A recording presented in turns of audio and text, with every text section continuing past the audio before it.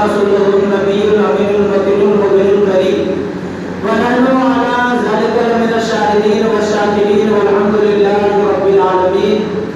آئیے ایک بار مصطفیٰ جان رحمت شامل دست ہدایت کی بارگاہ بے بس پناہ ہم نے بلند آواز سے مل کر پڑھے درود پاک اللہم صلی علی سیدنا شفیعنا مولانا محمد بارک وسلم صلو علیہ صلاۃ و سلام علیک یا حبیبی یا سیدی یا رسول اللہ صلی اللہ علیہ وسلم.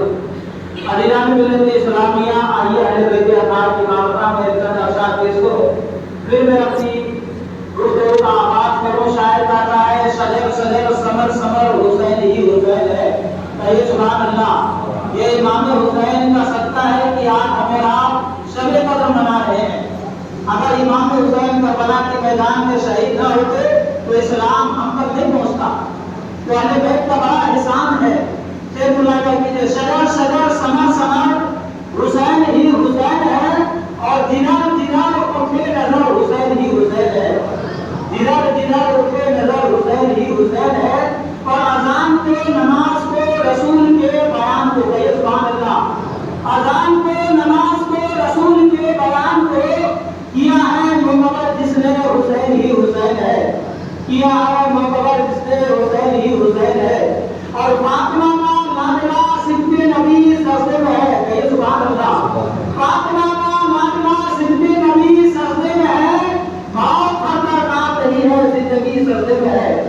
عزیزان ملت اسلامیہ، میں نے قرآن مجید فرقان حمید کی بہت ہی مشہور معروف آیت کریمہ کو اپنا موضوع سخن بنایا ہے، جس کا ترجمہ اور مفہوم یہ ہے کہ اِنَّا أَنزَلْنَاهُ فِي لَيْلَةِ الْقَدْرِ.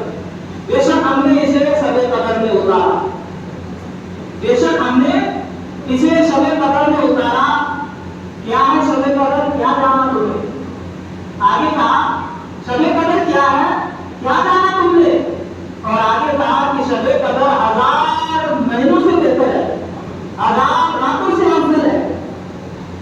اس میں اللہ کے حکم سے فرشتے اور جبرائیل اترتے ہیں. کہیے سبحان اللہ. اس رات میں جبرائیل اور فرشتے اترتے ہیں اللہ کے حکم سے ہر کام کے لیے، اور سلامتی ہے صبح چمکنے تک.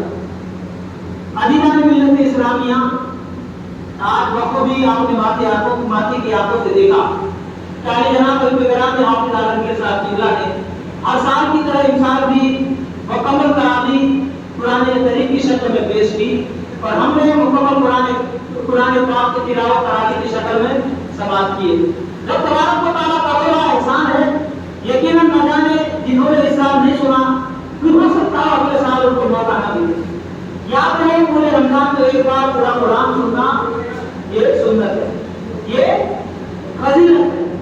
دوسرا تیسرا جو ہم سنتے ہیں یہ افضل ہے. یقیناً قرآن کریم کی بے شمار فضائل ہے. قرآن کریم کے بارے میں آتا ہے آقا رسول صلی اللہ علیہ وسلم خواجہ خاندان پر ہندوستان حضور خواجہ بن فیاض رضی اللہ تعالیٰ عنہ فرماتے ہیں کہ ایک شخص بڑا پرہیزگار تھا، عاشق اور ماہر تھا.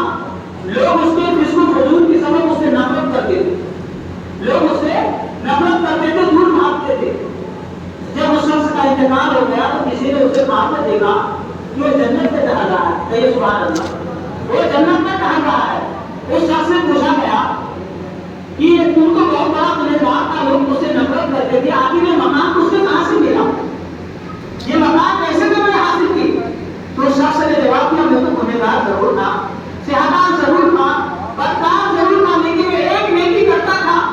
اور وہ نیکی یہ کرتا تھا کہ جہاں بھی جس جگہ بھی مجھے قرآن کریم نظر آتی میں کھڑا ہو جاتا اور جی بھر تو اس کی زیارت کرتا اور اس کو اپنے ماتھے کی آنکھوں سے بوسا دیتا.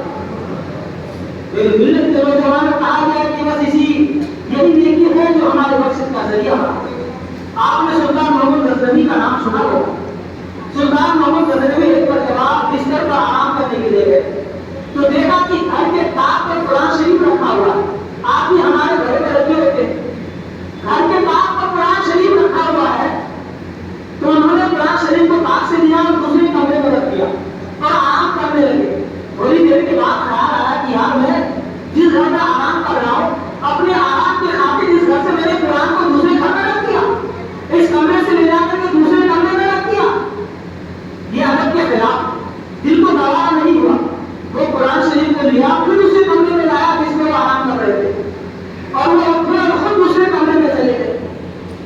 جب اس کا انتقال ہوا، کسی نے دیکھا کہ جنت میں چل رہا ہے، جنت کی کیا